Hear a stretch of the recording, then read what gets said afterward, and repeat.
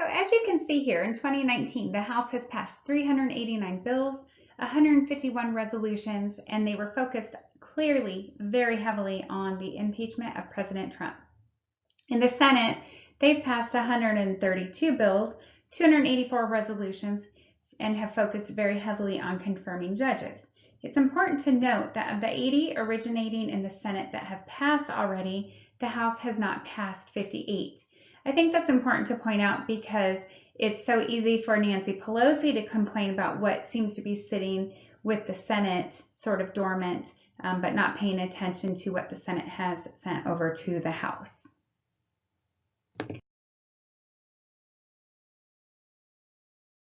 Trump called the Democrats the do-nothing Democrats, Nancy Pelosi came out and specifically cited 8 bills.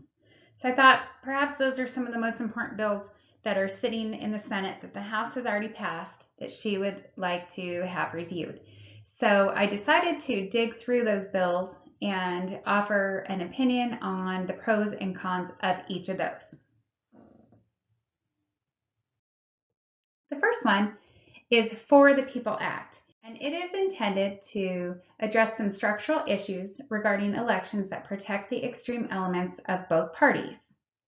And from an article in realclearpolitics.com, it talks about how some of those structural issues, such as partisan gerrymandering, elected officials being subjected to additional ethics rules that would include the vice president and president having to, in a mandatory manner, turn over their tax returns annually, as well as strengthen provisions in our election law against undue foreign influence. I think that we can agree with Mueller's report indicating that Russia absolutely attempted to interfere in our 2016 election, and a Ukrainian court finding some of their top officials guilty of interfering in our 2016 election, that we can all agree that these are good issues that are being addressed by the Democrats in the House. However, it also has ill-advised policies and appears to omit any reform that would adversely impact the Democratic Party, which is why it's sitting in the Senate. So if they would actually pass something that didn't seem so one-sided, I think that it would move probably pretty smoothly through the Senate. So some of what's going on here is there's a lack of transparency with donations. So when we should be more transparent than ever, that there's actually lacks the transparency of donations. There's an exclusion of independent voters in publicly financed primary elections. Obviously, we have a broken ballot system for a multitude of reasons. And they want to sign people up with automatic voter registration, which that one really gets my goat, because when I moved from Colorado to Florida, I went ahead and got my new driver's license and of course had the opportunity to register to vote at that time, or certainly register with my party, and got my voter registration card here. So I'm not sure, because they don't want to require IDs for everybody, when the automatic voter registration would occur, but there's certainly so much room for fraud.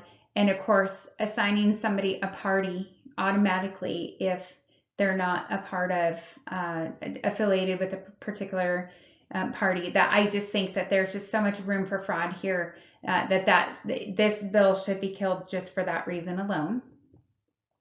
So it's not going to move anywhere in the Senate as far as I'm concerned. The next bill I'd like to discuss is H.R. 8, Bipartisan Background Checks Act. Two of the major components to the Bipartisan Background Checks Act of 2019 will be that it will require federal background checks on all gun sales, including private transactions, with a few exceptions. One being if you want to loan your gun to a family member, or another if you want to lend it out to somebody to go hunting, for example. Those exceptions are written into the bill as it has passed. The other major one is to extend the time period from 3 days out to as long as 20 days to give time for a background check to be completed on an individual. As the law currently is, you can apply, and if it takes longer than 3 days, for a background check to be completed, you automatically qualify to buy a gun, even if then a couple of days later it came back and you wouldn't. So I completely support this, despite the fact that I am a huge proponent and supporter of the Second Amendment. I fully support extending the waiting period out. I don't think it will reduce any of these mass shootings that we've witnessed over the years. However, I do believe it can certainly eliminate many crimes of passion, and I think that that's very important to address, just because those are typically individual circumstances that we don't hear about all of the time. I think that that is a fantastic provision to add in there. Requiring the federal background check on all gun sales, opponents to this say that it punishes legally or law-abiding citizens. The criminals are going to go get in on the black market as it is, and so there's no reason to make it more expensive. I'm fine really either way. I don't think that that's going to infringe on my right to own a gun, so I'm okay with that. Now, the biggest blow to the Democrats regarding this, even though it passed, was when 26 of their own members broke ranks and joined Republicans to add language that would report undocumented immigrants to ICE if they attempted to buy a gun. And so that was kind of an interesting situation to watch, considering that 26 Democrats agreed with this. Now, listen to this. Somebody is in our country legally, and then they go to purchase a gun, and the Democrats position themselves to protect that person, but a law-abiding citizen looking to legally purchase a gun is going to be bound to basically stricter laws, and that does not make any sense. However, despite the fact that the Democrats, 26 of them broke ranks, they still did pass this, and this has moved on to the Senate. I think that if they can figure out some language that sort of appeals to both sides, that they're going to go ahead and get some of this slightly stricter gun laws. I don't know that it'll go much further than this, but they can get at least longer waiting periods and perhaps those universal background checks to be passed. But they've got to work with us a little bit. Now, let's talk about H.R. 7, Paycheck Fairness Act. The Paycheck Fairness Act is probably the most perplexing bill Nancy brought up, for the mere fact that pay discrimination is already illegal. And while these politicians are out pushing this false narrative that there's this huge pay disparity between different races or genders, it simply isn't true, because what they're doing is comparing apples to oranges. So I pulled this Hill.com article, and it states the finding regarding this pay disparity hinges on completely ignoring factors that employers consider when setting pay. Factors such as occupation, education, experience, and hours. When such measurable factors are taken into account, the quote-unquote gap all but disappears. For example, a 2009 Department of Labor study estimated a 5 to 7 cent gap. A PayScale.com study last year found a mere 2-cent adjusted pay gap. The article continues, but even the federal government has a 13% pay gap, attributed primarily to differences in occupational choices of men and women. And a study of unionized public transportation drivers found that women made 11 cents on the dollar compared to men, the entirety of which was explained by women choosing to work less overtime and take more unpaid leave. So when we see women choosing occupations such as being a teacher so that they have the summer off to be with their children, for example, they're not getting paid less. They're choosing occupations in which at the end of the year, perhaps their pay is less, but not compared to their counterparts. So this false narrative that continues to be pushed is simply perplexing to me. And really, it should be based on, as they said, the occupation, education, experience, and hours. Those are measurable factors that should be taken into account. Additionally, what it comes down to is your pay should be based on your performance, period. Now let's discuss H.R. 582, Raise the Wage Act, where the federal government wants to raise the minimum wage to $15 an hour. This is absolutely absurd for a multitude of reasons. First, currently states control minimum wage, which makes more sense because cost of living is not equal amongst all 50 states and therefore should not be set by the federal government, first and foremost. Secondly, if you're being paid minimum wage, you are likely in an entry-level job which requires zero skill set and is typically intended for high school children, part-time people, retired people. And so it's not intended, the minimum wage job is not intended for a person to support their family on. We've also seen in a couple of states where the minimum wage is already at $15 an hour that workers have complained that they've either lost their job or their hours have been reduced so dramatically that it's impacting their pay regardless. So this is absurd, and for me, it is a big fat no. The H.R. 9 Climate Action Now Act. This should be dead on arrival, and I imagine it probably is. So Nancy Pelosi, some of them, they know they've passed some stuff that was never going to move forward, and yet they're going to complain about it. But this particular one ensures the U.S. will make good on its Paris Climate Accord agreement. Come on. Anybody worth their salt knows this was a terrible agreement for the United States.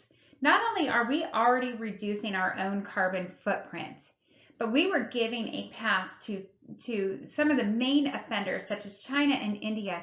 Until 2030, they did not have to make any improvements, and we were going to dole out a ridiculous amount of money in the meantime.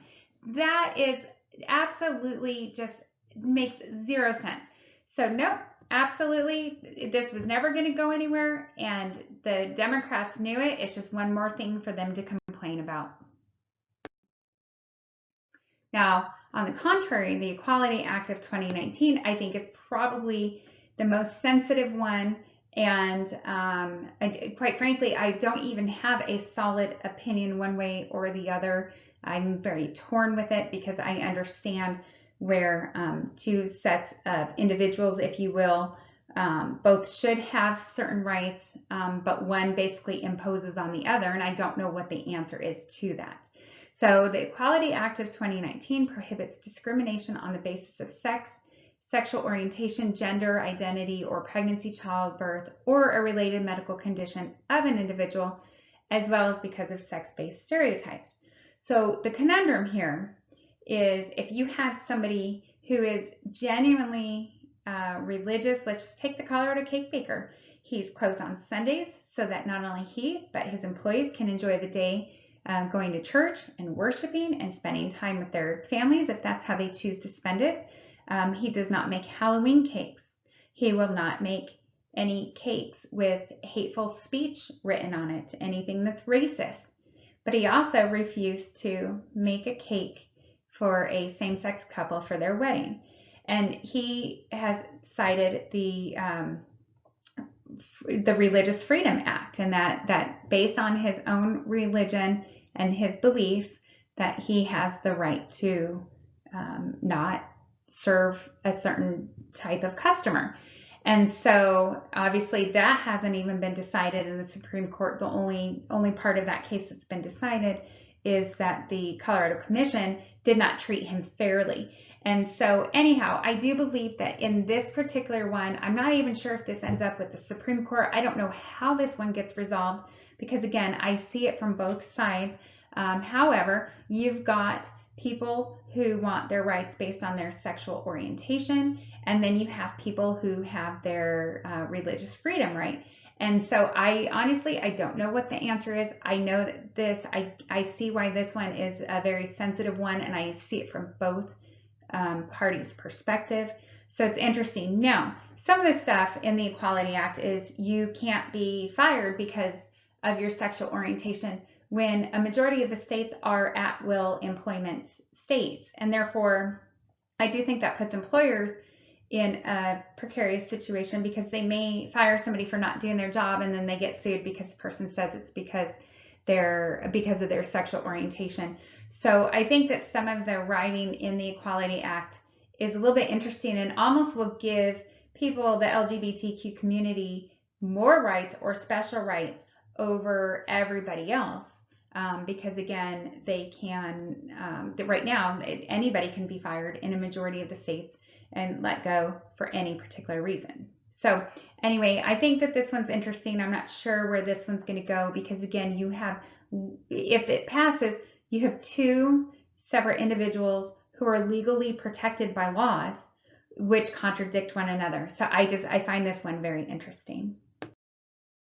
The HR 1585 Violence Against Women Act reauthorization is sitting at the Senate right now, and actually we've got two senators, Dianne Feinstein, Democrat from California, and Joni Ernst, Republican from Iowa, are leading a bipartisan effort to find a path forward in the Senate so that the legislation can pass there. So this is actually legislation that was passed back in 1994 and then got renewed throughout the years, most recently in 2013, and expired in February after lawmakers were unable to reach an agreement on changes to the program.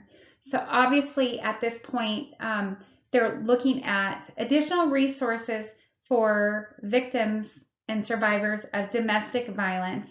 And so they're looking at expanding services, training officers and prosecutors to help prevent, not only to get prompt responses for victims and incidences of domestic violence, but to help support victims. Increasing SMART prevention grants for combating violent crimes, supporting training in early childhood programs on domestic violence, sexual assault, and stalking. They want to expand gun buying restrictions to include individuals with a misdemeanor convicted of domestic abuse or stalking, and preserving and expanding house protections for survivors. Additionally, enhancing law enforcement tools and safeguards for the Office on Violence Against Women within the U.S. Department of Justice. So I think that all of us can agree that this has existed. We approve of it. And I'm happy to hear that we've got senators on both sides working on getting this passed in the Senate. And finally, the Dream and Promise Act of 2019 is legislation that was passed by the House for the DACA recipients, or otherwise known as the Dreamers.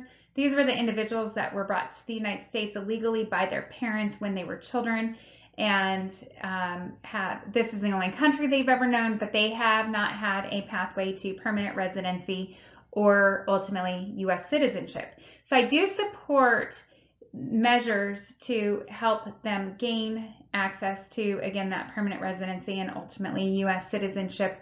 What I don't support about this particular bill is that it gives a 10-year period to complete the application and fulfill those conditions.